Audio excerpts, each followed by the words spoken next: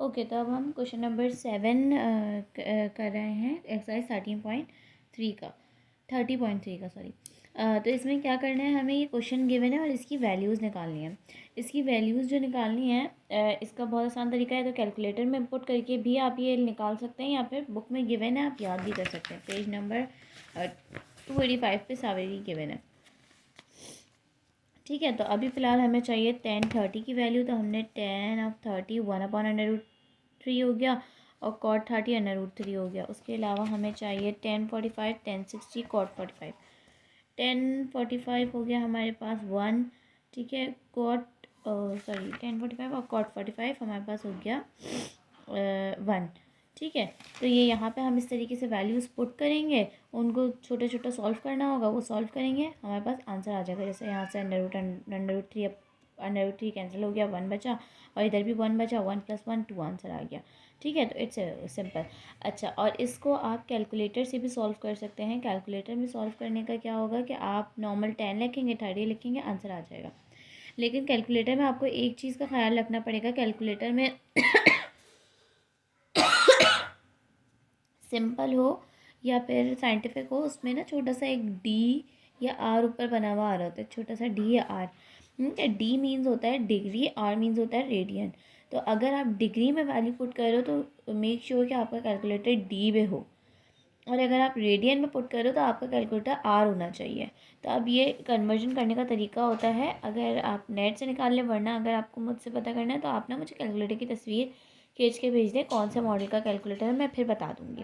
ठीक है, कन्वर्ट करने का ना एक तरीका होता है कि आप डिग्री से रेडियन में कैसे कन्वर्ट कर सकते हैं, रेडियन से डिग्री में कैसे कन्वर्ट कर सकते हैं। ठीक है, अगर आपको स्क्वायरी नहीं करनी, तो अगर आपका नॉर्मली वैसे डिग्री में सेट हुआ होता है कैलकुलेटर ना, तो आप डिग्री पे ही जो रेडियन वाले सवाल होंगे, आप उसको पहले जैसे आपको एंगल कन्वर्ट करना आता है तो आप एंगल कन्वर्ट करेंगे डिग्री में और फिर उसको कैलकुलेटर में पुट करेंगे, आपका आंसर आ जाएगा। ठीक है, पार्ट 1 तो बहुत सिंपल है। पार्ट 2 में हमने वैल्यूज़ ली 10/60 की वैल्यू। अच्छा, पार्ट 2 जो है उसमें ऐसे है कि एक न्यूमरेटर में भी सॉल्व होना है और डिनोमिनेटर में भी सॉल्विंग होनी है। यहाँ पे मल्टीप्लाई भी होना है, ये डॉट है यानी कि मल्टीप्लाई होना है, और साथ में प्लस भी होना है। ये मतलब एक पूरा एक एक्सप्रेशन काफ़ी कॉम्प्लिकेटेड है। तो हम क्या करेंगे, पहले न्यूमरेटर के वैल्यूज़ लिखते जाएंगे। 10/60 की वैल्यू लिखी, माइनस लिखा, ये लिखा, और फिर हमने इसको ब्रैकेट में करके डिवीजन का साइन लगा दिया, क्योंकि अभी हम इसको नीचे लिखते हैं तो काफ़ी कन्फ्यूजन हो जाती है, तो हमने डिवीजन का साइन लगा के बाकी वैल्यूज़ लिख दी। 1 तो एज इट इज़ आ गया, 10/60 की वैल्यू आ गई, 10/30 की वैल्यू आ गई। ठीक है, ये मल्टीप्लाई कर दिया। ठीक है, अब इसको हमने अलग अलग सॉल्व किया। पहले इसको सॉल्व किया तो ये 1 + 1 आ गया, इसको हमने एलसीएम लिया, अंडर रूट 3 आया एलसीएम में, फिर इसको इससे मल्टीप्लाई करवाया तो 3 अंडर रूट 3 का स्क्वायर हो गया, 1 ऐसे ही आ गया, अंडर रूट 3 से अंडर रूट 3 1 आंसर आया, 1 से 1 मल्टीप्लाई हुआ, 1 ही आंसर आ गया। फिर इसको हमने सॉल्व किया, ये आंसर आया। 2 यहाँ डिवाइडेड बाय 2 था, तो जो सेकंड वाला नंबर होता है वो रेसिप्रोकल हो जाता है, यानी कि जो न्यूमरेटर में होता है वो ऊपर आ जाता है, जो डिनोमिनेटर में होता है, और सॉरी जो न्यूमरेटर में होता है वो नीचे चले जाता है, जो डिनोमिनेटर में होता है वो ऊपर आ जाता है। तो यहाँ पे 1 है ना, डिनोमिनेटर में 1 है, तो अभी न्यूमरेटर में उसको 1 आ गया। फिर हमने इसको 2 से 2 कैंसिल किया, 1/√3 आंसर आ गया। ठीक है, सेम इसी तरीके से आप पार्ट 3 भी बहुत आसान है। पार्ट 4 में बस ये एक ज़रा सा है कि उसमें रेडियन में दिया हुआ है, आप चाहें तो रेडियन को उसमें कन्वर्ट करके आंसर ले लें, वरना रेडियन डायरेक्ट आप कैलकुलेटर में कन्वर्ट करके रेडियन की वैल्यू लिखेंगे, आपके पास आंसर आ जाएगा। 4 बहुत आसान है। फिर हाँ, 5 वाला मैं करवा रही हूँ। 5 वाले में क्या कॉम्प्लिकेशंस हैं कि एक तो यहाँ पे रेडियन वाला है। ठीक है, अब π/4 रेडियन हमें पता है 45 डिग्री के बराबर होता है। ठीक है, π/6 किसके बराबर होता है, π/6 बराबर होता है 30 के। ठीक है, 30 के बराबर होता है ये 45 के, 30 के। ठीक है, तो हमने इस तरह वैल्यूज़ निकाल के इसको उसी तरीके से कर लिया, डिवीजन का बीच में साइन लगा के डिनोमिनेटर की सारी वो अलग अलग रख ली और न्यूमरेटर में।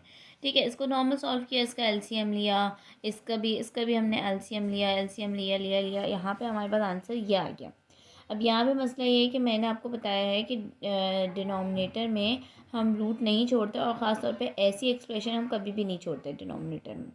तो हम इसको ख़त्म करने के लिए इसका कॉन्जुगेट लेंगे। कॉन्जुगेट क्या होता है कि हम इस वाले पार्ट को मल्टीप्लाई और डिवाइड भी करवाएंगे, लेकिन साइन चेंज करके, तो जो हमारी साइन होगी ना, इसको चेंज करके हम मल्टीप्लाई और डिवाइड करवाएंगे।